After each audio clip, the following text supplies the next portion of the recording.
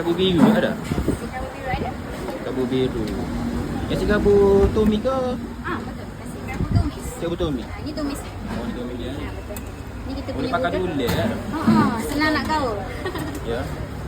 Sama. Nasi kabur biasa berapa? Nasi kabur biasa RM5. RM5. Boleh. Ada boleh dia. Oh, ramai boleh dia. Kita buat fresh setiap hari. Habis dia kita akan top up. Oh. Okey. Kalau apa Bawai ni? juga. Bawai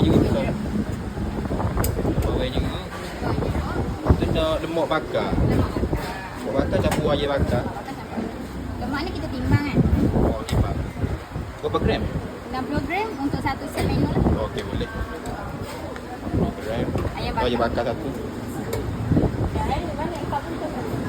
Okey. Okey dah. Baik. Okey.